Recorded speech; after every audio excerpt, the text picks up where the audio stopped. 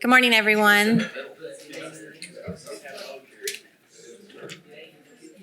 We're going to go ahead and get started.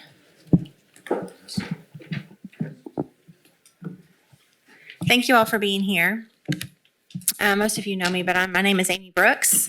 I'm currently acting as the TPO director for the Transportation Planning Organization here. We are really excited to have you all here. I appreciate you all taking the time today to get the 2050 Mobility Plan update kicked off. The technical committee, we consider you all the backbone of our organization, and your input is going to be extremely important as we undertake this mobility plan update. Our internal project team, most of you know the TPO staff, but we also have Allie Ketron here. We have Terry Kahula as well as Aubrey. Those are a couple of our staff members.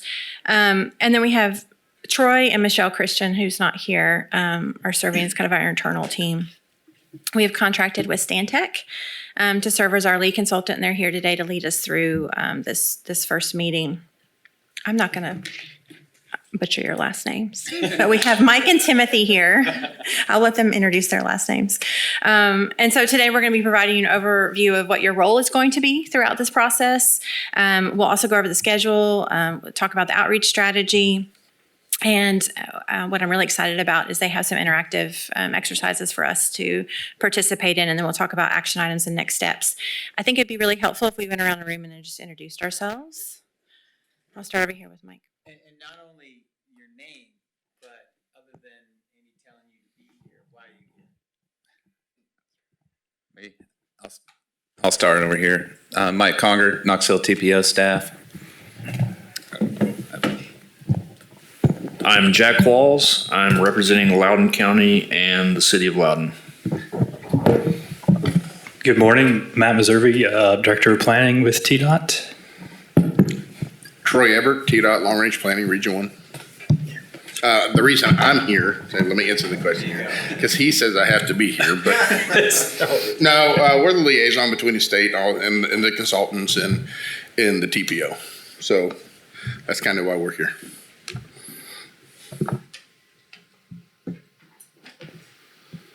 I'm Laura Smith with the East Tennessee Development District, representing the RPOs.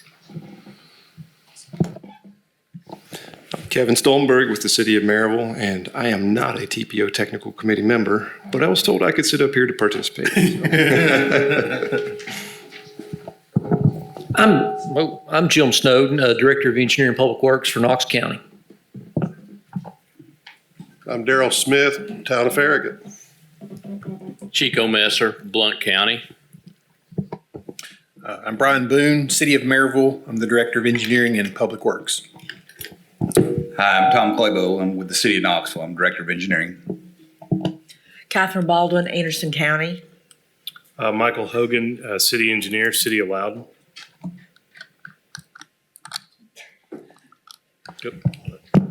Dallas DeArmond, TPO staff. Mr. Heath, can you hear me? Yes. Okay, we're hoping everybody's in the courtroom. We're going to pass he's going to go ahead and make sheet, an announcement to get everybody in the court. Write your name and your email address on there, please. Oh, yeah. We do have a few people on Zoom. We have James Temple, who's with Sevier County. We've got Melanie Murphy. Sorry, Melanie, I don't know where you're from. Michelle Christian from TDOT. Sean Santala from FHWA.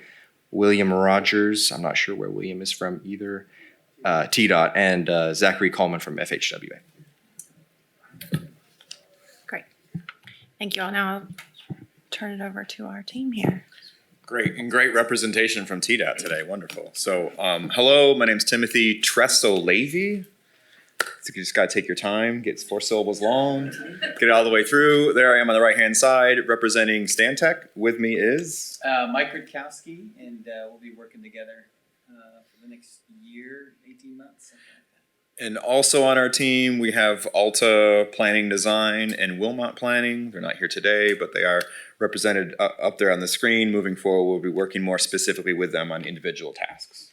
Overall, you're going to see a lot of Mike and Timothy show. Hope that's okay. Wonderful. So I hope that this is not new information for a lot of you, but an MTP is a federal requirement from FHWA. It's looking 20 or more years down the road. It's long-range planning. The good thing about long-range planning is you're constantly doing it, right? So you're constantly evolving and changing and improving. There's never like an end date. That's kind of my favorite part of an MTP in long-range planning. It is multimodal in nature, so we're looking at all forms of travel, even if some of those modes of travel get more attention than others. It has to be fiscally constrained, which means we need to look at our future revenues and what we think we can afford by this time in the future. Of course, there's some subjectivity there, so that forecasting of financial information is always fun and interesting. And lastly, it represents your local goals, your needs, your objectives. This is not the Timothy plan, this is not the Stantec plan, this is your plan, right? So good, check, covered, everyone's in agreement. We wanted to start with just not a vision statement, but just affirming why this group is going to help lead us forward. So I want to go back around the room, and let's go in the opposite order this time, and just give us one statement on why this process and this plan is going to be successful. More specifically, what you're going to bring to the table, right? That's what I really want to hear. So can we start on this end, maybe with Amy, and just go back around the opposite direction? Sure. This plan is going to be successful because we have this amazing group of experts around the table guiding the project.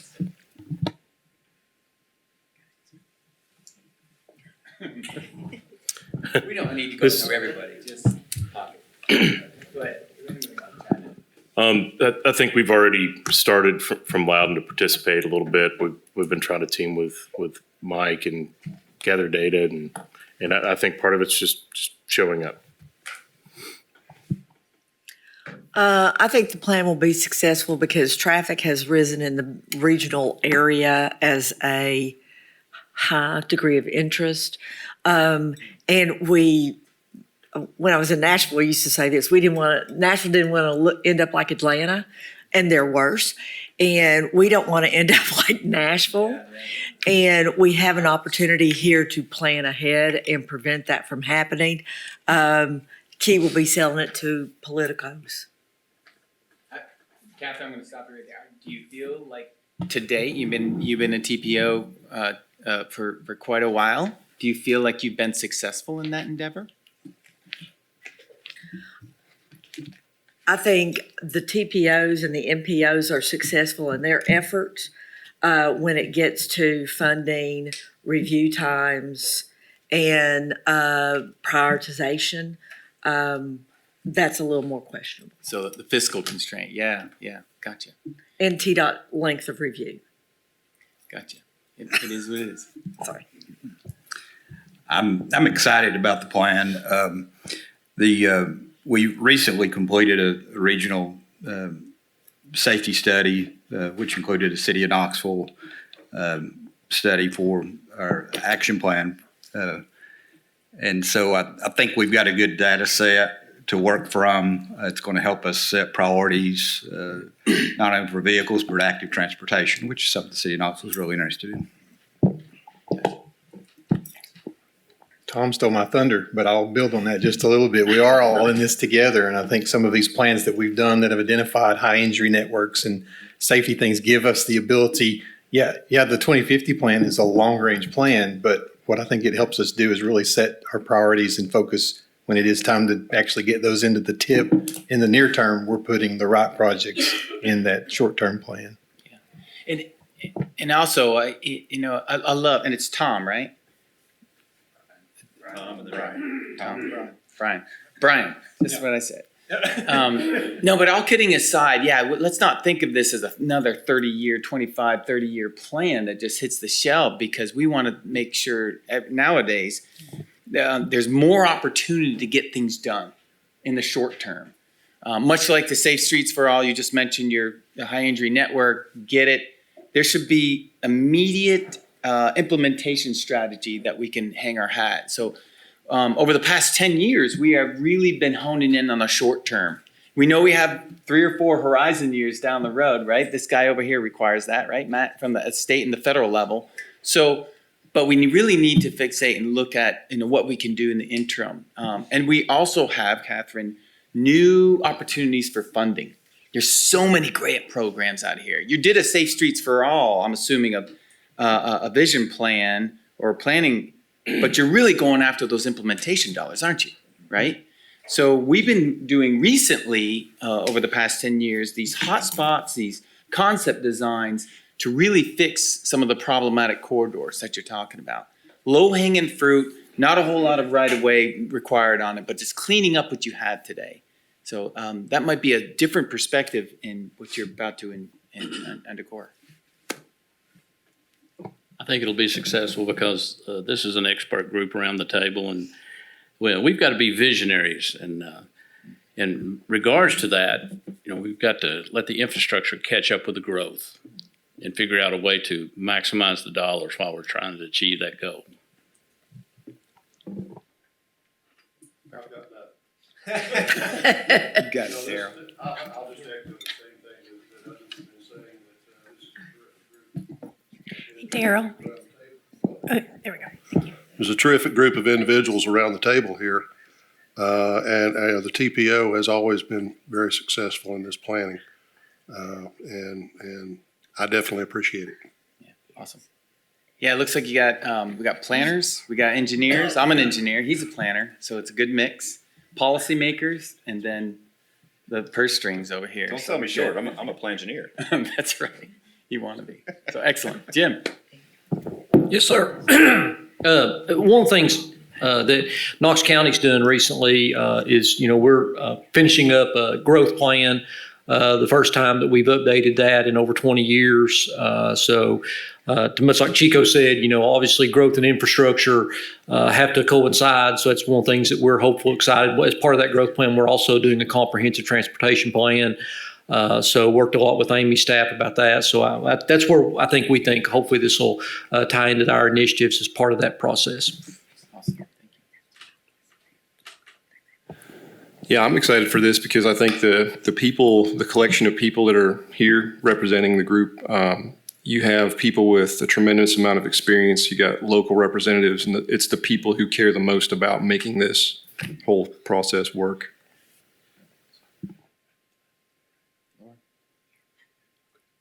I think it'll be successful because I think it'll affect the, not just, just within a boundary, but the impact on the surrounding counties is very important. And I think everybody wants everybody to be healthy in their growth. And I think this, hopefully this will get us all there. Yeah. It's a big area. And you mentioned you were RPO representative, right, Laura? So do you feel there's a disconnect on the planning aspect on the region from the rural context to the city, urban context, or can that be improved? Well, personally, I think maybe some of them feel like that. And, but I think the reality is Knoxville grows. I mean, it's affecting, Blount County, Sevier County, Jefferson, Loudoun, Monroe. I mean, and we have to, I don't think we can live in a bubble. I mean, I'll just go to this county and it'll be all different because it's all, they're becoming similar and they want similar, they want growth, they want to thrive too. So I think, but they want to retain their unique identities. And so I think the plan will help them do that too, hopefully. So I'm going to give my Federal Highway Sunday School answer, and then I'll give the rest of it. It's going to, we've been doing this continuous forever. This is a continuous plan that we keep going up with. It is a comprehensive plan that we're looking at, and we're looking at what's going on inside, but we also, the urbanized area, but also the planning area. And then, of course, the cooperative side. So we have the 3 C's of planning that built right into that. You're welcome, Sean. But the the reasons that this plan it will be successful as the other ones have been is twofold. The first part is the public participation that we typically get on these plans are very good. And we get a lot of input from the public, not only the elected officials. And that is extremely important, whether it's transit related, whether it's going to be safety. You know, we're going to hear the same things about certain objects, but we're going to hear some other things that are in the outliers that really bring things to light, which are very helpful. And then we have the cooperation between these units. It's not Knoxville. It's not Knox County. It's the region. It's this entire area that we work with because we are dealing with the same traffic problems. We're all dealing with the same transit problems, and we're trying to solve them together as a group. And when you get a community leaders together as a group, they will solve problems as a group together instead of fighting with each other over money or projects and that's why these plans are successful, and that's why this TPO is already successful. So I think it's going to continue on from there. All right. What Troy said, plus I really think that the collaboration, the partnership, and the engagement that this plan is going to embark on is going to help coordinate what we do at the state with a lot of the initiatives that come out of our new Transportation Act, as well as what came out of the Infrastructure Act federally. So again, engagement, collaboration, and the partnerships. Ditto. You can't steal thunder from What? Yeah, that's all I gotta say. All right, I do think when you look at the regionalism, we all do share the same traffic and we share the same citizens that go back and forth from work to schools to church to wherever, work and play. The regionalism, I think, is the big thing here. We all work well together, and I think that's what's going to make this plan successful. I think we'll be successful because we have more technical tools at our disposal now than we've ever had, thanks in large part to TDOT, with their making available the safety data in the platform, this safety wear, and also travel time data, other things like that. Also, just the engagement from our state and federal partners. I want to mention on the Zoom, we do have 3 of our Tennessee Division members, Sean Centaya, Melanie Murphy, and Zach Coleman. And also from TDOT, I can honestly say in the past, we never would have had the director of long-range planning from headquarters attend one of these kind of meetings, let alone just, our regular meetings, which Matt typically shows up to. So that's really been great, and so we appreciate that. Thanks. I do have someone on Zoom wanted to. Excellent. William from TDOT says, I'm passionate about implementing plans through TDOT's projects. When vehicle capacity is added, we make sure vulnerable road users also get safety and connectivity improvements. We use these plans every week, so I'd like to share how TDOT can build the facilities that this plan might propose. I'm happy to help by providing statewide active transportation guidance using our new vulnerable road user safety assessment and the predictive models it created. The 2021 statewide active transportation plan, our recently updated multimodal priority tool 2.0, our state bike route network, and much more. And that was William, right? Wait, from TDOT. You're going to see over the time, just working together too, that we take a different perspective. I'm pretty loud, I apologize. Different perspective on our approach to this. Not necessarily we don't measure our success by the number of dashed lines on a map. Those days are over.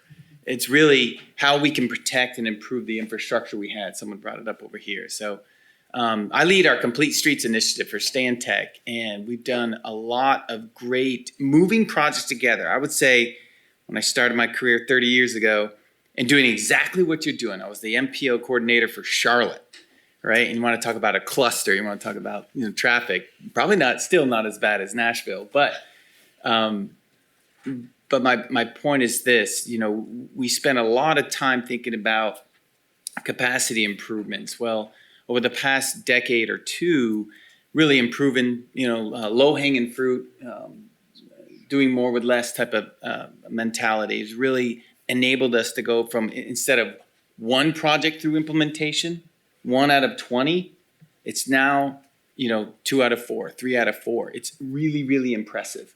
And it's really because of the financial setup that allows us to look at that whole low-hanging fruit now. So our opportunity to make improvements quicker is more prevalent today, more than any other time in history. So looking forward to working with you. So thanks for that. Always a great to get those kind of initiated off the bat of kind of like what we're going to do successfully moving forward. Now I want to transition then to kind of your role in this process and what that schedule probably looks like. So we're building upon the success that we just talked about. Beginning with an overview of what planning, design, construction really means to us. Like planning is literally phase 1. That's what we're doing here. On future phases of projects, there's the engineering, design, and then the ultimate construction. So I do like to start out by saying we're not building anything today, right? Stantec in this process is really synthesizing information. We're facilitating the conversation. We're providing some technical assistance and best practices, but we need to hear from you. And so your committee membership, your representation are the local experts. So you're participating in these meetings. You're helping us with scheduling to meet more people, right? Bring more people to the table. You're bringing that local area knowledge, that community vision that we're asking for. So please don't be shy. We're off to a great start already. And lastly, the who, like who else needs to be at the table? Who else do we need to involve in this process? And I'll leave you with, you know you better than we know you. So that's where your role really is in this process. Probably heard it before. So overall, we're looking at like a 20 to 21 month process in total. We like to break it into 3 different phases. In the first phase, it's really about starting that outreach, getting some data assembly, synthesizing some early ideas, and the left-hand side with the bullet points, hopefully setting up some listening sessions and getting some really deep dives into your existing conditions information. That's what we're focusing on in the beginning. What marks the transition between the first and the second phase is your round 1 of public engagement, which is sometime this winter. When we hit the spring, we're really about needs assessment, some initial recommendations, some back and forth on what's important, scaling, getting gaps identified, getting the right performance measures involved. These are all really fun buzzwords that we'll get into when we get into it. We're still early in this process. What marks the transition from 2 to 3 is that second round of public engagement, and then we're really refining what we've heard. We start documenting and putting financial constraints to things. So that's kind of the big picture of how we're going to get there. You're going to see this schedule again as we move along. We're just going to slide from left to right. Everybody good? Everybody's good. All right, awesome. So let's begin a little bit with our outreach strategy just to familiarize this group with how we're going to go about this and what you can do to kind of help us, right? So we like to think of this as very broad and general with the public, and so there's lots of different activities that talk about vision and goals. As we start to narrow, we get more specific and more technical. So you are the advisory committee. You're kind of that second from the bottom, a very small technical group. However, our project webpage is going to be kind of the general side, and that's going to be available 24 hours a day, 7 days a week. So that's for the general big specific stuff. The technical advisory committee, a little bit smaller. We're going to meet 8 times, half of them virtual, half of them in person. So looking forward to seeing everybody again. We're going to have 2 rounds of community events, and those are going to focus on issues and vision up front and priorities and feedback on the back end. And then lastly, we're going to have up to 6 virtual listening sessions. This is going to be kind of you tell us what's important. We sit back and listen. Your role here today is to help us identify the who needs to be involved in those focus group conversations. So when you hear topics and you think of coworkers or colleagues or organizations, just write them down and pass them along later. We want to hear who else needs to be inputted into this process. Everybody clear? Any nodding heads? A couple of them? All right, great. We do have a project website. The TPO has done a wonderful job getting that set up already. It's knoxmobility.org. Your role is to bookmark it, to share it, and put it on as many social media accounts as you possibly can, because we want this to be our launching point. So your role is to help get the word out. We're going to post the online survey. We're going to post the interactive map. Those are the first 2 easy things to put in front of people and have them begin telling us what's important. And congratulations, everybody. You've already made the website. You're popular. There you are. Today's meeting. All right, so we really want to start now getting more from you, more specific, but we kind of want to prime the pump a little bit. So we're calling this as an interactive conversation, and we're going to start with what we think we know. And I definitely want you to raise your hand and say, you're wrong, and here's why, and here's what I need to show you. Because that's the kind of feedback we want to hear. Like we're missing something, or there's something out there that just hasn't come across your desk just yet. So there's your opportunity to jump in. I want to initiate you into the Mentimeter poll. So if you have a moment, please take out your phone. You can scan the QR code. If for some reason that doesn't work, you can type in menti.com and then type in that code. I still have this information on the next few slides. So though we're going to advance, the information is still there for you to catch up. We'll be asking you these questions in like 5 minutes. So just want to get everybody primed and ready. Don't laugh. There will be no laughing. Anybody have any problems hooking in? Just raise your hand. In fact, the only laughing stock right now is my favorite football team after last night's embarrassment. Yes, terrible. Terrible Ouch. showing. Terrible, terrible game. Dallas, you got to check. Are you All right. online? So I'm going to advance the slides. The information's still going to stay there at the top if you need it. So where to begin, right? So generally speaking, we went to the U.S. Census. We looked at profiles for this region. Now, this isn't your TPO boundary, but this is what the U.S. Census considers your metropolitan region, right? Your MSA. So just quick notes, you're growing at like 2% per year for the last decade. Holy cow, super fast, right? Let's confirm and check that box. You are slightly older than the median age for Tennessee, but not by much. You have a relatively high percentage of seniors compared to the statewide average, and you also have a little bit higher persons with disabilities. Just 3 things that jumped off the page, not very much of a difference, like just slightly above average, but 3 things nonetheless that affect mobility and transportation in your region. Culturally, we hear, we see, and you are advertised as a music scene. You promote the university. That's a great center for education and excellence and jobs. And also you have that great tourist draw of the Smoky Mountains. Personally, love them. Been there several times. Have a tattoo of the Smoky Mountains. That's how much I love them. But what else? I mean, you're not defined by any one thing. These are just some of the things that jump off the page when you're doing a little bit of background or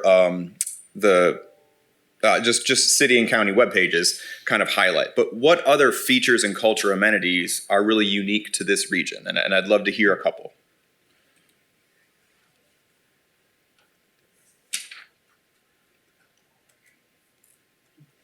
I would say rural economic development. In what sense or what example? Tourism. Yep. They are drawing, it's not like, the Brushy Prison. That is a big one. Windrock. It's typically related around recreational activities, rafting out on I-40, the Big South Fork area. There are a lot of natural areas besides the Smoky Mountains that especially maybe not so much serving folks from out of state, but definitely serving folks in this immediate region. Perfect. Excellent. Whitewater rafting is one of those that, yeah, absolutely. So you're actually attracting the younger, adventurous crowd for ecotourism as well, and maybe combating some of those census demographic statistics. And I love data. Data doesn't tell the whole story, right? That's why we have these conversations. So 1 or 2 other things. Along with that, I think you ought to include mountain biking, because I know that, we have the urban wilderness here in town, inside the MPO, and that's gaining a lot, especially with the e-bikes. Oh. There's a big trend moving that direction, I think. Love it. Perfect. It's also expanding outside of Knox County into, Blount County and some of the surrounding areas as well. Clinton now has a mountain bike park. Oak Ridge has a mountain bike park. Windrock supports mountain biking, if you can stand the dust. There are there are a number of mountain bike facilities or plans that exist out in the rural areas to bring people into the region. That is a lot of out of state folks as well, especially with the urban wilderness. I think there's a pretty vibrant art scene here too. Yep. Okay, great. You get to see some of that in downtown Knoxville with the murals and a real commitment to public art. And we have a comment come in on. Sean Zantella says innovation, thinking Oak Ridge, research at the university, et cetera. Perfect, yeah, excellent. We can just leave it right now. Excellent. What about all the craft breweries? Excellent. No. High destination. I would just add that in general, East Tennessee people are friendly. They're welcoming, they're accommodating. I think just in general, it's Appalachian nature just to be just generally friendly. You can go a lot of other places and not be, you don't get that same sense of welcome that you do here. Love it. Excellent. I would say our lakes, up here, that people take advantage of.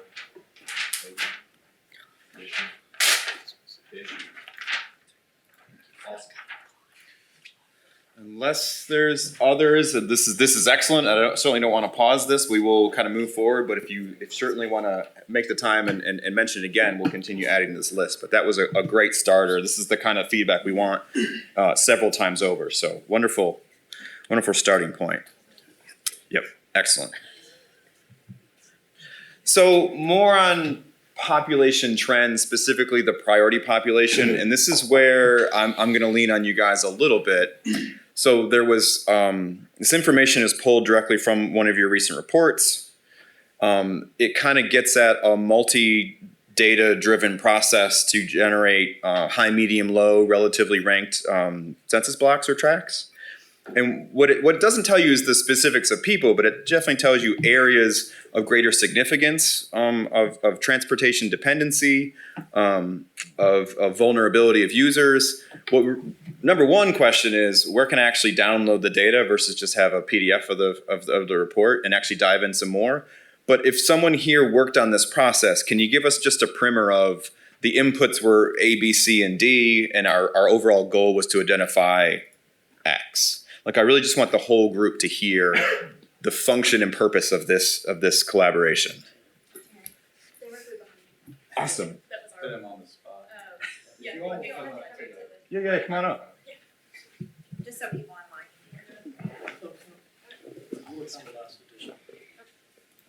Welcome, thank you. I'll just give a quick intro on the process. We've updated this model, I think 4 times now since 2011. It's a socioeconomic look at the region with the mission of identifying parts of our region, our community, where there's particular need or room for great socioeconomic improvement. So it's a model based on several indicators, and I'll let Aubrey talk to you a little bit about what those indicators are and the data underlying them and where that data are accessible. So we have all of that data. We use 27 different socioeconomic indicators. We converted each of them into a Z-score and compiled them that way into 3 different themes, and then the composite score that you see there, or the 4 themes. Do we do 3? Vulnerability, accessibility, opportunity, and I should have brought the report. No, I think it was 4 themes for this one and 3 themes for the previous one. Okay. Sorry. So we compiled them that way and then made a composite of all 27 indicators together. We can get you the raw data, we can get you the Z-score data so that you can see them compared to each other on a relative scale. Yeah. We used mostly Census Bureau data, ACS. Mm-hmm. We also used some CDC data, EPA, HUD. Pretty much we stuck to federal data sources whenever possible. We wanted the data and the model to be replicable and updatable quite readily. When this was first built in around 2011, 2012, the indicators were informed through a committee process. It was part of our Plan East Tennessee regional planning process. So we didn't come up with these indicators on our own. We had a working group of local experts that helped us guide this process. Then also, what we probably haven't mentioned is that not only do we have a recently updated report on this, we also have a data dashboard that provides access to all of this information online that Aubrey has built and recently delivered. Big fan of the ArcGIS Online tool. Thank you for that. As a fellow Question GIS nerd. about, so how much of an alignment are you with the FHWA, like their factors, just to make sure you're comparing apples to apples, their communities of concern. Are they similar and then it sounds like yours is a little bit more robust? Yeah, we looked at that when we were originally picking. We did change out a couple of the indicators for this one. Cool. I know that we compared them. It was about a year ago now, so I don't know this. I don't remember the specifics of exactly apples to apples, but I do remember it being more exhaustive and a little bit more regionally specific. Like we struggle with food deserts, so we made sure to include food deserts. Okay, cool. I don't remember if that one was in the FHWA one. So it was really targeted towards what we know is a problem here. And so help us, because this is a great tool, right? How are these people using it? How should we be using it? Tell us some unique things. I mean, Are we using it? Yeah. First question. Talk to us about the value of what you can use it for. Do you want Go to ahead, speak to that? Well, I mean, I can say we have used it in the past. So for the two previous mobility plans, we used this data set to help inform how we looked at projects. Yeah. For project ranking. I know some of our other partners have looked at it in the city of Knoxville, and Terry might have some other examples of other folks who've referenced this data, but it has been used for grant applications by other partners as well. That's what we wanted to hear. Yeah, we have, we're working on a collaboration with Knoxville Area Transit right now, as a matter of fact, on their grant for areas of persistent poverty. And we promoted our participation in that project by showing them our priority populations, because it will lend itself directly to that work as well. Yeah, transportation dependency. Perfect. It was also used in Advanced Knox, the State of the County report. Awesome. Thank you so much for the impromptu presentation. Honestly, I just wanted to have that question pose and literally just, maybe it's for awareness, maybe it's for continuing moving forward. Let's use this as much as we can. We already got a great start to it. So I think that was kind of the purpose there for sure. We did tap into the Housing and Affordability Index tool just to get a sense of similar areas of challenge for both housing and transportation. The one nugget I will show, and this is just observation first, right, is that on the housing pockets of areas of high demand because there's expensive housing, you see several areas in blue. But when you fold in transportation, all of a sudden a much larger area gets incorporated, where more than 30% of your income is tied up in both housing and transportation. So nearly half of the typical Knoxville resident spends nearly half of their income on housing plus transportation. And these trends are consistent. We just want to know about this pocket and this pocket and this pocket moving forward, because when it's just housing, it's not so much of a heavy burden. But when you add in transportation, there's many more pockets in and around the city that pop to the top. And so we just want to use this resource for further conversation. Not necessarily today, but we certainly want to start off. Yeah. What do you include in your calculation of the cost of transportation? So great question. I would also defer to, it's not my census, it's not my data resource, it's Housing and Transportation Authority. So we just sort of tapped into it, saw what we saw, bring it to the conversation here today. I can certainly find out more about what and how qualifies, but it's certainly not a Stantec resource. So just to clarify, I actually don't know. Cool. This is assuming rent as well, or is this just housing? I would say yes, probably. Yeah.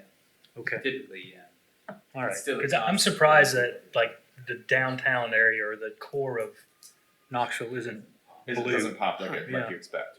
Understood. And it might also be a function of the scale that we're at. Sometimes when you zoom in, you can see things much more clearly that you couldn't see at a larger scale. So relatively speaking, where you're zoomed at has a lot to say. So don't want to dwell on it. It's just something early on some of the data suggests, and maybe it's a conversation that this group carries on forward. That's the whole point of this kind of portion.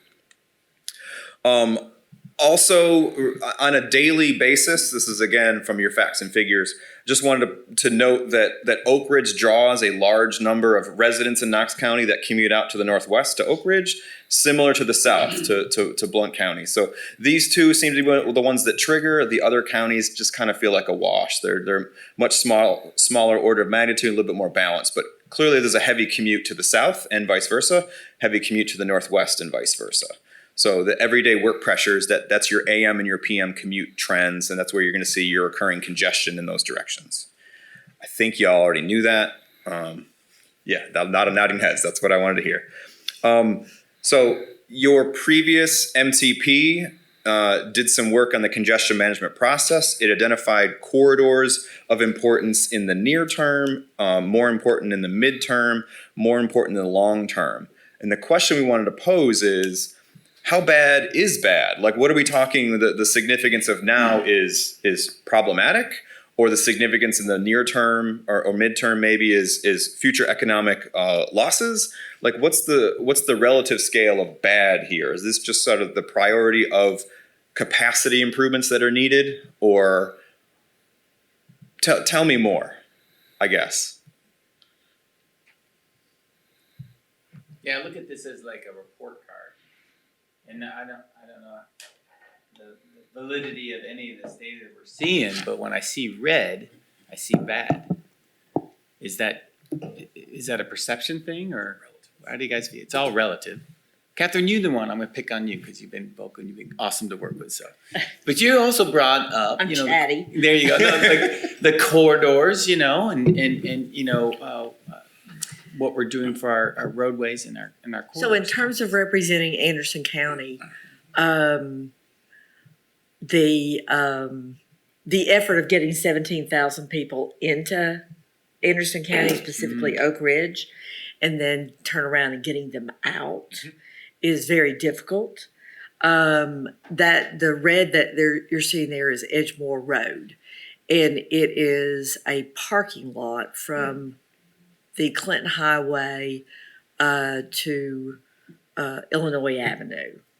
Another place, and this is something that I have tried to stress, is the Solway area, which is actually in Knox County, but it serves as an impediment to getting the 17,000 people back out. Gotcha. If there is a wreck on the Solway Bridge or anywhere close to it, Edgemore, everything going south to the Pellissippi, and most of Oak Ridge comes to a grinding halt because the access into Anderson County, and specifically Oak Ridge, is very, very limited. You got one bridge, right, serving. You got one access, which is the Pellissippi, that turns into the Oak Ridge Highway, Illinois. And then there's a bridge cross on Edgemore near the Bull Run Steam Plant. Not so bad is the areas coming into the west side of the DOE Reserve, which is primarily from Lenoir City and Loudon. That makes sense. And you notice the figure before that, a slide before that, all of your out commuting, everything's coming into the community in the AM and out, but except for Anderson and Oak Ridge. That's the only bi-directional flow. Like in the morning, people are flowing out of Knox County. In the evening, they're flowing back in a much greater capacity than any other county and any other community. And I think Oak Ridge is doing a much better job of providing housing that is now acceptable to worker bees at the DOE site. To limit that commute. Has been. To limit that commute and the Yeah, reverse. I mean, I've always said if DOE goes under, Farragut goes with us. Yeah. Awesome. I would like to bring up the Loudoun County, the merge of I-40, I-75. I don't think this represents the necessary congestion efforts out there on a daily basis. It's a parking lot at 4 o'clock every day, no matter what day it is. Is it just freeway to freeway? Gotcha. That's a very complicated topic. That is where I-75 and I-40 all come together at a couple truck weigh stations. And also have the highest traffic counts in the state of Tennessee right there. Really? And I'd like to add to what Troy's saying. One of the things that we hear is, as we went through the advanced Knox process with a lot of business leaders and our mayor specifically, is where 40 and 75 run together for 14 miles or whatever through the center of downtown Knoxville. It's the most common complaint we get, and that's something that I think would like to address and at least have something on the horizon for some improvement in that area. Now I want to talk about the elephant in the room. I said, we've got a couple of those. We have several congestion plans and things that y'all need to refer to. Throw it out, Jack. I want to talk about the elephant in the room. 20 years ago, there was a bypass route proposed called the Orange Route, and it didn't come to fruition, but it would have probably alleviated some of this process. What you got there? You want to show me? Well, it connected 75 and came around the northwest section there and tied back into 40 somewhere down in there. But I think, everybody in this room around this table fully remembers that. Sure. And just would like to acknowledge. Thank you.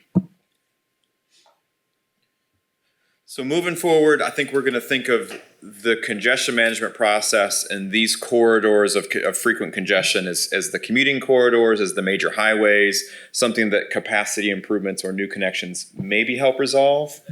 Yes, Matt. I think also part of this is looking at stronger access management, because we get a lot of complaints about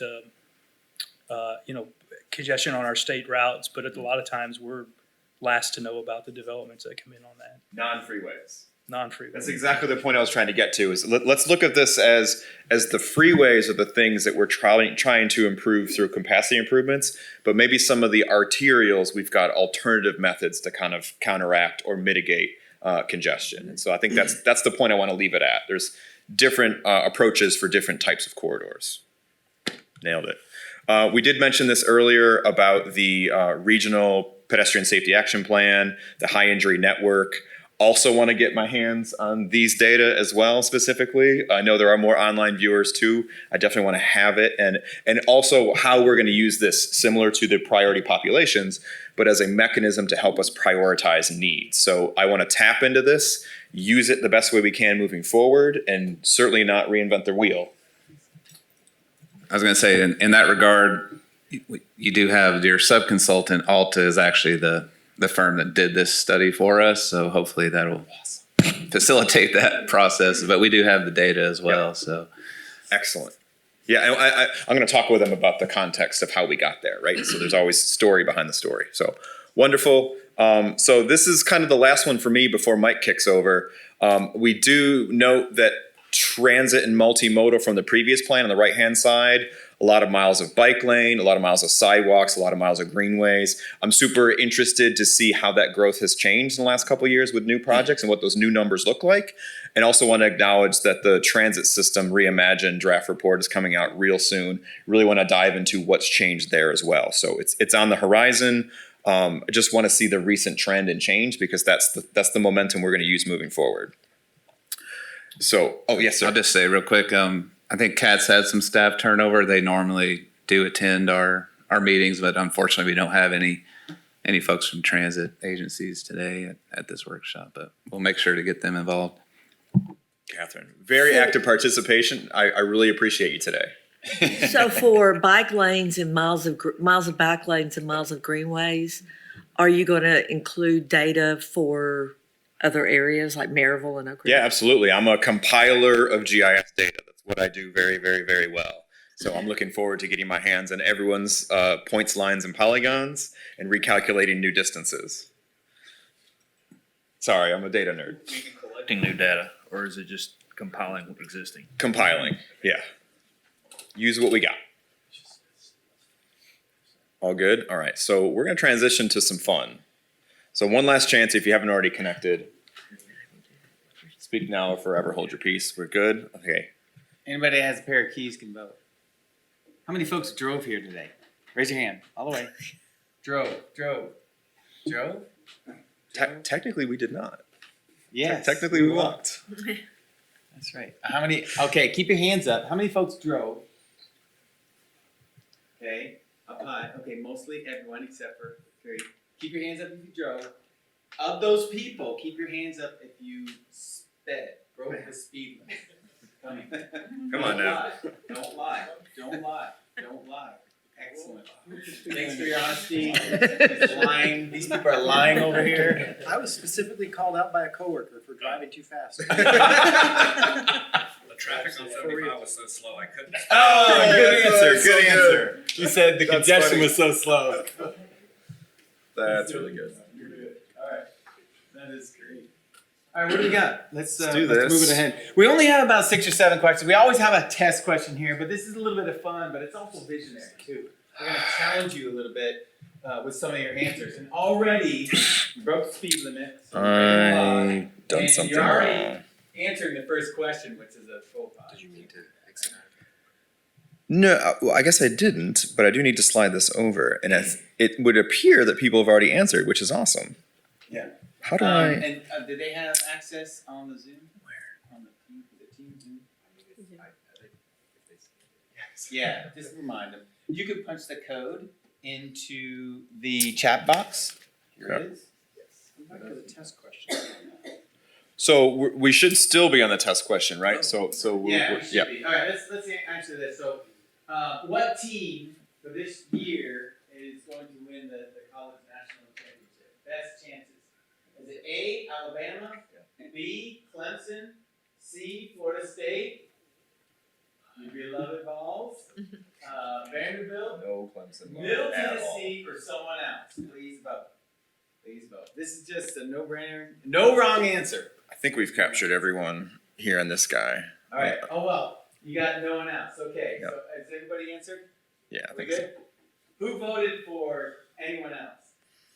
so. Who do you think Whole is going bunch. to win? Okay. Who wants to go? Who do you think? I don't want to say, I don't want to be heard. You say Georgia, right? Yeah. Yeah, those All guys. right, Okay. all right. All right. Well, I'm an NC State grad, so I feel you. All right, next one. How do you move around in this region? I guess this has already been live. Typical mobility option. And is this vote once? No.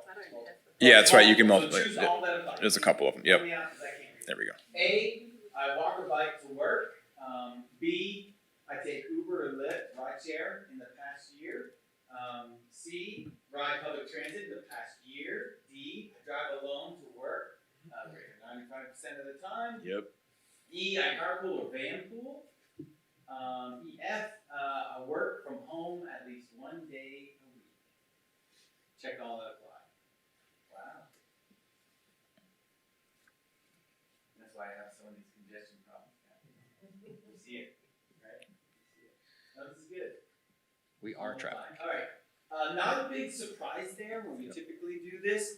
We see a lot of shallow numbers on the left and the increases going to the right.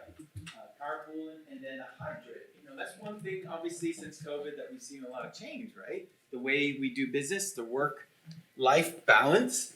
I work a couple days from home, maybe even more on the road, but the reality is we've seen that. And we're somewhat trying to embrace that. The old school in me wants everybody together, but the young folks around me, you know, they want a little bit more independence and a little more flexibility. So that's not a big shock there. We are under 50% drive. If you add up all the other ones, it's 27. So There you hey, go. it's promising. All right, question 2. Let's move on. Yep. All right, what is your biggest transportation issue? And that's really what is it one? Choose one. I like to match every time. Choose one. All Choose right. one. A, barriers to walking and biking. B, transit options. C, poor road connectivity. D, intersection design and signal timing. E, infrastructure not aligned with growth. Heard that. Growth. And F, we're doing just fine. Stand tight, go home. Sorry. Don't vote for that one. No more. And these are profound, but it gets you to start thinking about what what are some of the underlying issues to mobility? I think you brought it up too, Jim. You talked about the lane. You guys doing your growth plan as well. I look at transportation and land use like the supply and demand. Supply being the transportation, the laneage, the sidewalks, the signals. The demand side being the land use, the growth, the development, the industry, what's driving that. My mentality, we do a lot of downtown master planning. Density drives walkability, right? Gives people choices. But inherently, in a regional perspective, we really need to tie in your growth strategy, understand where your pockets of development are located, so we can make better choices. And even the modality, the different mode split, increases the opportunity to drive through this, much like your wonderful downtown. So, our results. Obviously, infrastructure not aligned with growth, followed by barriers to walking and biking. I think you talked about Mike, excuse me, Mike. Mountain biking and recreational side, but also connectivity. 2 feet and 2 wheels, right? Followed by transit and port connectivity. I will challenge you. I think, and I haven't seen it on your old plan. Can you use the mic? What's that? Can you use the mic? Oh, yeah. Focus on Tim. Damn, I walk around too much. This guy's terrible. I will challenge us too to think about connectivity. Why? And I'm not talking about multi-lane roads. We're staying at the Hampton Inn down here, 2 blocks. And unfortunately, my room is literally outside of a 6-lane road that goes in your downtown, right? Did you sleep well? Needless to say, right, I had to have the little noise machine on there. So shame on us. But I will challenge us here today, right? We've got a little topography challenge in this region. That's understandable. We have rivers, wonderful rivers and tributaries. But connectivity, if we can improve the connectivity as we move along and better decisions as your peripheral growth, right? As you're pushing out that suburban growth, work with the development community, but require more from the development community in connectivity. Not connectivity in multi-lane roads, but connectivity in collector streets. That is a key element, I think, of your long-range transportation plan. Yeah, one other thing that I want to add to that is that just based on what the responses in this room were, is that just need to let you know that TDOT's not going to be able to help build out everything. We don't have the money to do that, so we have to think of ways to improve our transportation system other than just building. And part of that's protecting what you have through access management, through cleaning it up, but also improve connectivity. And 95% of collector street roads, those little 2-lane, those little 3 lanes, are built by the development community. And I didn't see any of those necessarily developed in your last MTP. Let's go to the next question. Yeah. Go ahead, Catherine. One of the things that I think, Troy, the TDOT folks I think a lot of times local governments are so in need of revenue that they don't pay attention when they're developing of what the impact is going to be on their roadways. I sat on the Clinton Highway at 75 yesterday, and I just can't believe that has happened. And they're installing signals as we speak. There's like 2 or 3 hung up but not activated yet. And not every single, but there's so many curb cuts. And they've taken a road that was supposed to carry traffic, and it has ceased to do so. And they're going to come to TDOT and ask them to fix it. And you can't create your own monster and then try to get a state agency or a federal agency to get you out of that hole. Right. And I think part of this has got to be public outreach to those elected officials to educate them on not doing that, to come up with strategies for development that do not create that kind of problem. Yeah. And the reality is, who do you want to be, right? And now Knoxville is hot, Everybody, it's a great place to live, work, and play. You can demand more from the development community. They're going to build. Here's a great example. I show a collage of 26 images of a McDonald's, and they're all over the world, right? And here's a good one. But they're all different franchise, right? They're all different franchise architecture. If you go to Biltmore Village, in Asheville. There's a stone throw away from here, right? And go to the McDonald's at Biltmore Village. It looks like a resort. It's the most beautiful building, most inviting infrastructure you've ever seen. But guess what? They serve the same crappy 99-cent hamburger that you get down the road here in the big arches. So demand more from the development community and to do more to protect your infrastructure that you have. And rural governments are hesitant to do so because Understand. they think that will negatively impact potential. There's always a negotiation. I would like to say there's not a lot of resources though to provide for the local governments. Most of the zoning code is so archaic that the locals, there's no funding out there to really go after besides corridor management grants to update land use plans. There's no grants out there. And so for most officials, you're just right. They just want they see the dollar signs, but to actually educate them is one thing, but to actually have the funding to go in and implement new plans is totally something else. It's not available that I know of. Well, is it that they're afraid if they try to push too much on these developers that they won't develop, and so they lose out on that opportunity? Most of the time it's that perception. Because our Region 3 folks we just had a big summit with a lot of the mayors within Region 3, and the discussion was demand more. You are the step that needs to happen in order for us to work together to be able to provide what we can provide on top of what the reason why we're having such an issue is they're not providing what they can. I think it comes back to resources though, because you can demand more, but if it's not in your code, you're kind of bluffing people at that point. So Yeah, I think that's.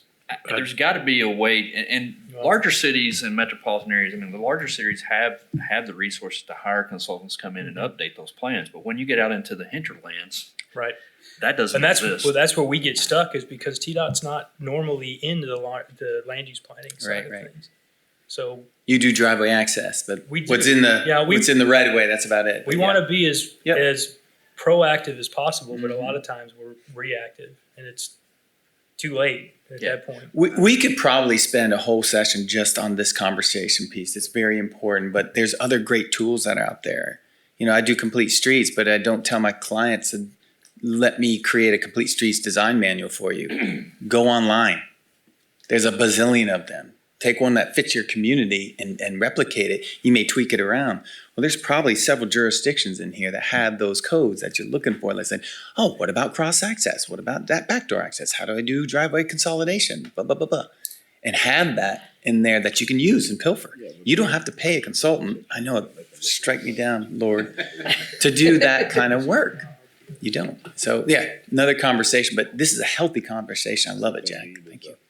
You guys are way ahead. This is cheating. I can't read it. Okay. No, but what is your biggest transportation? No, that's the wrong one. What types of projects? What type? Yeah. What projects are most important to focus on? Thank you. Safety crashes. A. B. Economic freight. C. Minimize impacts to water and air. D. Reducing auto delay.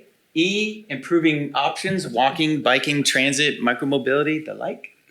F, supporting neighborhoods and business interests. Please vote, which of course you've already done that. So multimodal and safety. Wow. Yep. You guys aren't asking for a lot. There you go. I think it just confirms that safety seems to lead right now. I mean, I think there's a bit of a seismic shift in the last 4 or 5 years. Safety is number one planning factor. All other planning factors are just behind. Yeah, if you don't have a safe community, what do you really have, And it's not always safety, we're doing a great job for cars. In fact, in the past 10 years, vehicular fatalities caused by cars and crashes have gone down. But the number of pedestrian fatalities have actually gone up quite significantly. So shame on us because, and I don't know, it has to do with distraction driving or distracted walking. Now that's a new thing, distracted walking. But let's see, across the board, right? Reducing delay, that's drawn up over here, improving options, walk, bike, transit. So it is across the board. I do have a comment from Zoom if you have some. Excellent, please. A couple actually. William Rogers says TDOT and University of Memphis are building a new version of the land use model and will get statewide parcel level land use for TDOT and others to use. The land use model influences the travel demand model, but there are many more opportunities to explore how land and transportation are directly related. Zachary Coleman from FHWA says implementation of design standards or form-based codes is a great way to ensure future needs are met while guiding development. TAPA has a multitude of resources to start the conversation. I love that. There you go. Boom. Yeah, to me, I don't care what you put in that building. I care what it looks like and how inviting it is, right? It should be like, when you walk down any one of these streets and you have all that retail in the front row, the first 10 feet is what I care about. And you do too. You don't care what's on the second, third, fourth, or fifth floor. You care about how inviting that frontage is. Window glazing, outside seating, parking, kiosk, and the like. Hey, Mike. Sure. I have a question. Are you able to go back to the previous question that asked about Yes. the,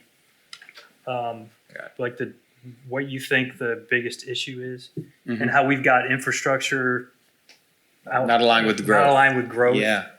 But yet the next question talked about what focus areas are, and there's a big bike and ped and transit contingency. Is that the kind of infrastructure that we're trying to lead to with that question? I was just wondering if we. Somebody just Stop talking. It's changing. But is that a contradiction, or is that more about? Are we talking about bike, ped, and transit infrastructure in this one? Well, it is correlated. You think about it. Every person you take out of a car, they don't rely on that capacity. They don't rely on driving down that road. And so I think what people are saying, this is the biggest issue we're contending with. Yes, we're a great place to live. People are coming here, and we're not just able to keep up with the growth with our infrastructure. Well, the counter to that is, are people getting healthy choices? Are they getting alternative choices other than getting in your SUV? One thing that has to change statewide, especially if the RPOs have a dream of doing multimodal stuff, is the state law has to change in regards to sidewalks and the ability to require sidewalks by counties. They cannot do that right now. Oh, I didn't know that. Say that again, Troy. Only cities can require that. Okay. A county cannot require a sidewalk. They're not in the road building business? No, they're not allowed to build a sidewalk requirement. But they can build a road? Yeah, they can build a road, but they cannot make a developer build a sidewalk because the state code needs. Oh, I didn't know that, Jack. Is Yeah. that right? Even if it's in their zoning? I've read it many times. There's been a battle on that more than once. I didn't know that. Wow. That's weird. So if it has county behind it, they can't make that requirement. I'm not saying it's maybe we are being illegal, but we do it all the time. That's my good answer. We have an ordinance passed that addresses where we want sidewalks, and we very seldom get pushback. So hopefully nobody finds that out, Troy. I have a comment from Zoom if you have a second. William Rogers says, according to the UT Knoxville study looking at 2009 to 2019 urban pedestrian crashes, the increase in pedestrian fatalities is primarily roads with 4+ lanes, speeds of 35 miles per hour plus, mid-block locations, and so on. I'll share this report and give more to give a statewide perspective. Awesome. Thank you. That's great. All right, cool. Most projects are most important to focus on. So we did a good job here. But, here it is. The reality, when I look at this, we want everything, right? Economics is probably a reality there. Nothing changed. Good. Next. Yep. Next. All right. Which trend has the most impact on this region's transportation future? Autonomous connected vehicles. B, walkable lifestyles. C, aging population needs. Okay, I get that. D, ride share, car share. Sure. E, smaller role of federal funding. Sorry, FHWA. F, something else. Please vote. Which trend has the most impact on this region's transportation future. And we want you to force you to choose one. Only one, and I would note that going all the way back to the demographics, the data suggests that there's a higher percentage of the aging population than statewide average. So just trying to connect. A little bit, The like data suggests, but now 2%. We're asking you to validate. Come on. And also, You guys aren't that old. That is a crystal ball on the right, so everybody has their own little crystal ball. So go ahead and tell us. No, this is interesting because things have changed, not only through COVID, but over the past 10 years, even the way we do business now. So it's kind of interesting. Go ahead. Can I just say, I think that a lot of people are gravitating to the something else category because of the ability to work from home now has been a game changer. And so speaking from like the Alcoa, Maryville, Blount County perspective, you saw on the map how, yeah, we've got a lot of people that commute up to Oak Ridge, Knoxville from our town, but people want to live in that area because they can. They can work from home. They're moving from regions outside of the state. They're looking for good school systems. They can can live there and they can work from home. So that's a big demographics changer for us. So you mean in Knox commuting to like Oak Ridge, that example? We've got a lot of living people where that, the amenities are? Yeah, they want to live where the amenities are. Yes, yeah, agreed. Be able to commute in some cases to those, employment centers. Yep. But a good portion of them are working from home now, living in the very rural areas. Good point. All right, let's look at some results here. It's a little bit across the board. Impact, I would say walkable, right? Everybody wants quick access. You brought it up. Quick access to amenities, a cafe, a coffee or whatever, a dry cleaner or whatever that looks like. And walkable communities. So the tide has changed. Aging population, right? There's been a lot of, paradigm shift of early retirement, especially through COVID. People are like, I'm not going into an office anymore. Time for someone else to step up. The role of federal funding, that's true. Actually, you voted a little bit more here. Normally, that's the number one issue when we ask this question, is there's no funds for us to go after. Well, now that's changed a little bit. But something else. What else? There's 10 people that voted. I want to hear, folks online, what else? Tom, you looking at me like you got an answer. Anybody else? What else? I'll go. Go ahead. Matt, do it. I picked something else because I feel like affordable housing is something that creates the dynamic of moving out. But I mean, I get what you're saying with telecommuting. And if that was the case, then our VMT would be dropping, but it's not. So I think whatever's taking the place of telecommuting is outpacing the ability to live closer to your amenity. But it also creates that compressed VMT increase too, where people, instead of driving all over the region, they're driving more within their area on a daily basis. Makes sense. Troy, you have something? No, not officially. I would just say. I love that. At work. What's that? They're out driving around. They're supposed to be right. Oh, nice. Yeah, there you go. I would be curious to see like That's true, though. delivery, to houses and how that is impacting, because a lot of people are having deliveries now, whereas in the past they had to drive to buy things, but now everything's at the front. Yeah, it's on the front door.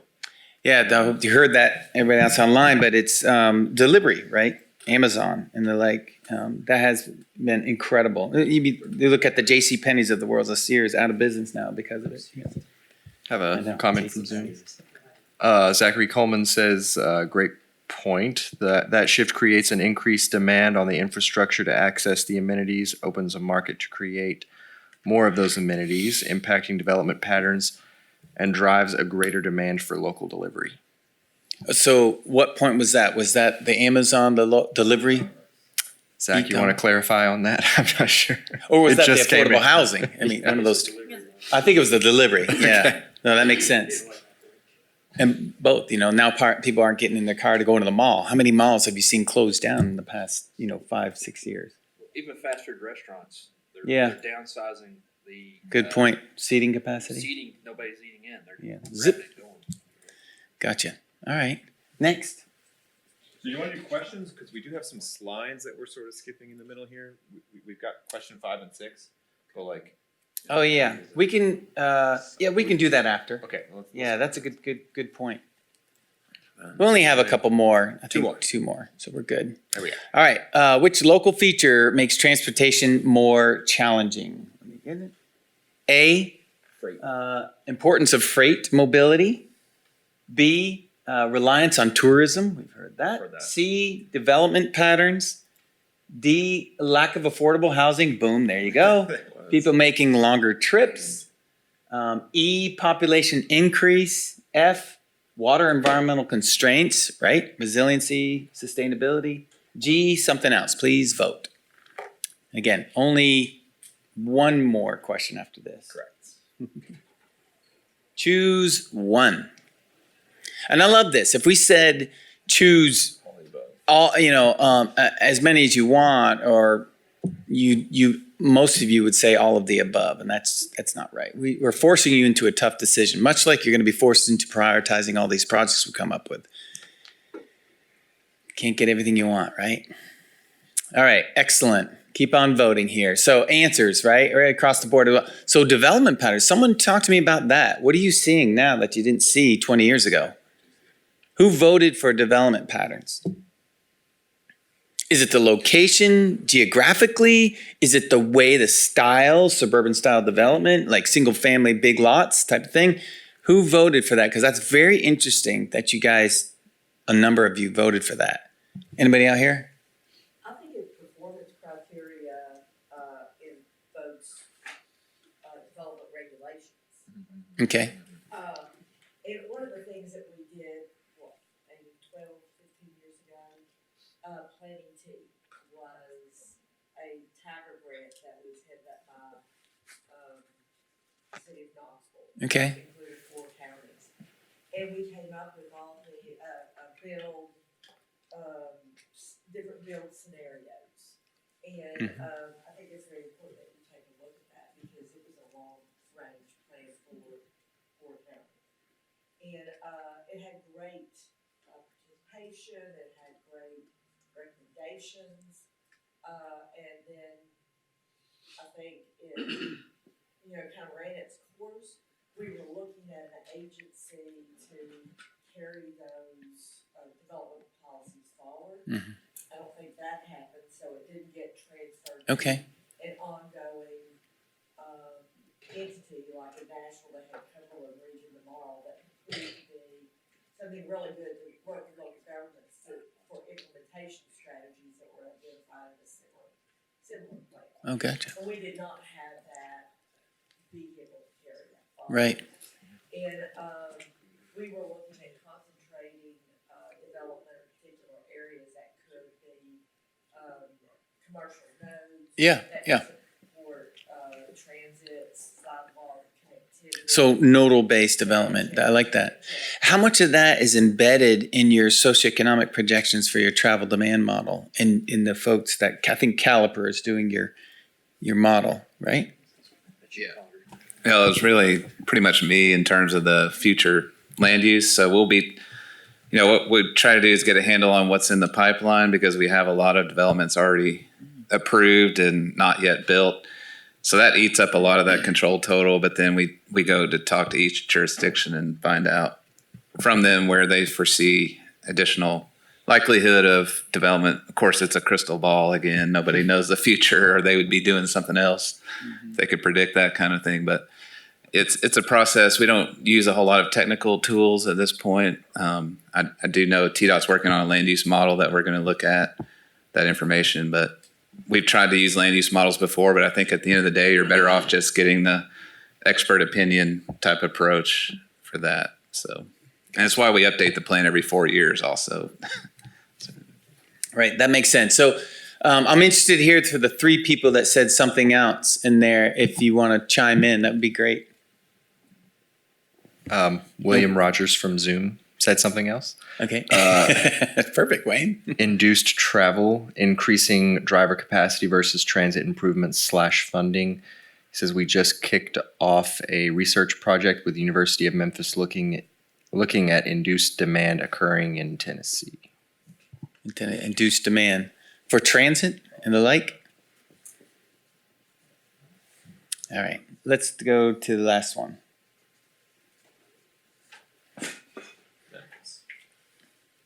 All right, I think this is the last one. Totally is. There you go. How can we build transportation infrastructure faster? Divert. All right, A, divert funds. There you go. Divert funds from other revenue sources. Wow. B, increase fuel tax. C, increase sales tax. D, increase vehicle registration. E, require more from developers, impact fees and the like. F, issue a local bond referendum. G, focus on smaller bang for the buck projects. Or H, something else. Remember, this is our last one. If you were king or queen for the day, how can we build transportation faster? Or everybody just fly around in drones? Your choice. This is a tough one. Is this a vote once? Choose one, yes.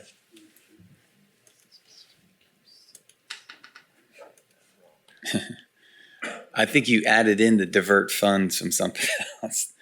That's never a crowd pleaser, right, Jack? Never. Never.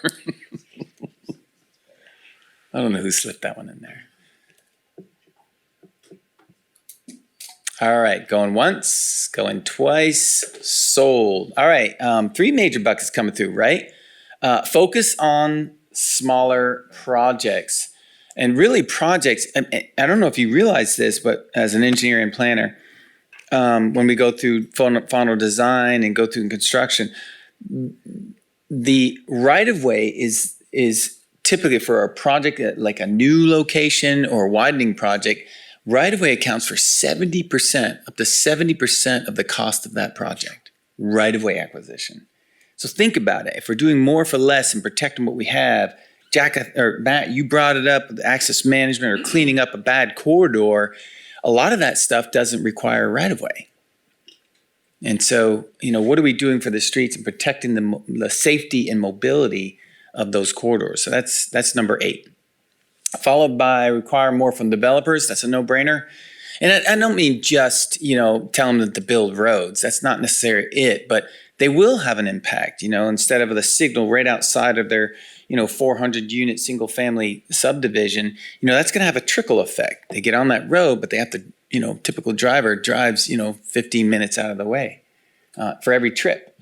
And every trip in the household is 7 or 8 trips a day. So you do the math, and it's not just that signal that they impact, it is the entire system. Followed by increased, what is that, sales tax? Fuel tax. Fuel tax, all right. Going back to Matt, come on. Troy, let's increase it. Let's do the right thing for these people. Just like that. Just like that. Make it happen. All right. Bonds, yes. You guys are doing a good job. No one likes that dirty word, another referendum. But, sometimes we've got to reach into our own pockets. Lastly, something else? Anybody else want to share? What else are we forgetting up here? How do we build infrastructure faster? Anything else? Anybody vote for anything different? All right. I think we need to look at, we've been using the same solutions for different problems for years and trying to fix them. A signal does not fix all problems. That's right. We need to be more. Say that into the mic. I hate red lights. Signals are not the answers for everything, and every developer wants one. Right. Because if they don't get 1 or 2 signals at their development, they're going to be a failure. That's not true. We need to, that needs to change, and the cities and the localities need to say, no, you don't need a signal at everyone. You can do right in, right outs. You can do J-turns. You can do alternative options other than a signal, which slows traffic down. Now, there is a point that they're going to work. I mean, you get 30,000 cars a day, something like that. You're going to have to be doing something big. Right. But for most of these 8,000 vehicle trips per day on the state highways, you don't need a signal. You need something.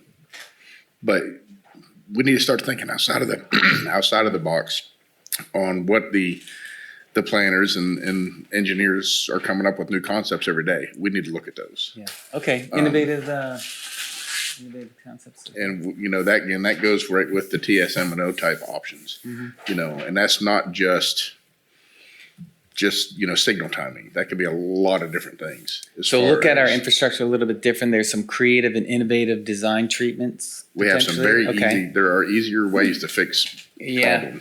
But I'll push back a little bit. You're right. One size does not fit all, but the context and the location of those, they've got to be specific. Absolutely. Where it applies. I got you. And this is a good segue. I'm going to finish up here. Hope you enjoyed this a little bit, just to get you start thinking about the visionary side. But you guys brought up, at least 8 of you out of the 15 on this table brought up the fact that you are in a partnership. In a partnership with collaboration regionally, which is the number one vision, one voice. And that's my theme here, is that when Walmart or Target comes to a community, your community, right? And Tom, you're an engineer? Comes to your community and say, we want to set up shop here. What are you going to do for us? And you're saying, well, you're going to have to fix this, because that's what you're impacting. And they say, you know what? We're going to go down the road. We're going to go to his community. Jack, what are you going to do for us? You see where I'm going with that?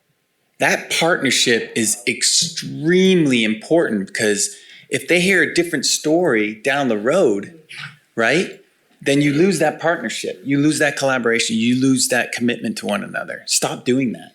Stop competing against each other. One vision, one voice. That's what we're hoping to kind of create here. Awesome. A comment from Zoom. I believe this is going back to the smaller projects that we were talking about a second ago. It takes them a little time to type. William Rogers says TDOT did our first quick build for bike ped safety projects in 3 other cities funded by CDC. These were all on state routes, very inexpensive and great tools for the community involvement. If successful, a quick build project can become a more permanent project. Cities are writing their guides on how to do more of these. Yes. That was awesome. And we were part of that through Smart Growth America and CDC. And there were 3 here. 3 quick build, and quick build are basically demonstration. If you want to test something out, something new, like a cycle track in your community, no one's ever seen it in your community, right? Okay, well, let's see if it works first before we build it. So he's right, and there's dollars for that. The feds actually give funding to support that type of project, just to test out something that's no one ever seen, or just to test it out and see if it actually works. We did 3 in Alaska as part of the Smart Growth America and Complete Streets Initiative, and 3 in Connecticut. It was a wonderful program. So I love that. Temporary solution, see if it works, test it, see if the community embraces it, and then build it. That's excellent. Well, one thing that you can look at is Federal Highway sets policy for everybody. All the states have to follow that, and it's broad. TDOT sets some policy. The TPO sets some policy. But if it's not in your local, if it's not in your city and county to do these policies that are very specific, then it doesn't matter what any of us do. So it's exactly what you said, if you will have right in, right outs only on these roads that are 6 lanes wide or whatever. The next city down isn't going to do it, then what's the point? But we have to do it as a group, whether it's, and it can't be a TDOT policy, because we can come up with a warrant analysis. This is the one size fits all. Well, that's great. And that may work great for Knoxville. That may not work for Mountain City. And you need to size everything specific to you if you want it to work, and you want it to work well. And this is a policy plan, and this is a regional policy plan. So you need to look at the subsections of this for your community, how it's going to work for Maryville, how it's going to work for Oak Ridge, how versus Knoxville, because Knoxville is a different animal from Oak Ridge. Has some of the same issues, but it's not the same city. And those cities we're all sitting here together at the same table. We all want the same thing, but we need it for us at our city, because that's who we're going to go back and hear it from. So again, what works for Knoxville may not work for Maryville, and they need to look at those micro levels.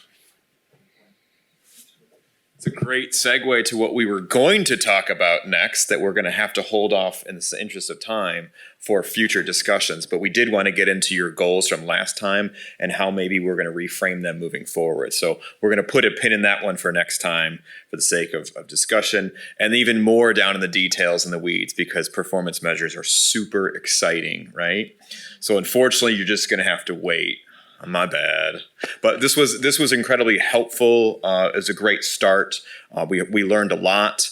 I want to leave you with this. If there are additional resources that we hadn't brought up that you just need to bring to our attention as a team, please do so. Tell us what we don't know. That's what I want to leave you with. I don't know everything. I'm free and willing to admit that. So please bring more to the table. Please share with us, not just the physical PDFs, but actually the data behind it. All right? And so we will need you to continue filling in that knowledge gap. We need you to help promote the project website, which will have the survey and interactive map as well. And that's knoxmobility.org, org. Awesome. In the meantime, the Stantec team will be working towards kind of synthesizing the things that we hear existing conditions and performance-wise. We will be scheduling our next Technical Advisory Committee number 2, TBD. We're going to talk about those wonderful goals and performance measures. And we're going to start kicking off that first round of community engagement events. And so you'll be hearing more from us through the website, multiple dates, multiple locations. Excellent. Everybody's super satisfied and very well planned up today and charged. Over caffeinated like I am. How many folks have taken the survey and online mapping survey? It's live, but it really hasn't been promoted yet, so I wouldn't expect a whole lot of people to take it yet. Right. But this is the awareness. But you have taken the Mentimeter quizzes, so thank you for that participation. With that, I'm going to give you guys a chance to wrap it up, but we've covered what we need to cover. Thank you all for making time to come out today, and appreciate your input. Dallas, can we just get the chat box log exported out of everything that was said? Awesome. Thanks to everyone online who took the time to participate. Appreciate it very, very, very much, and we look forward to coordinating with you later. Yes. Hooray.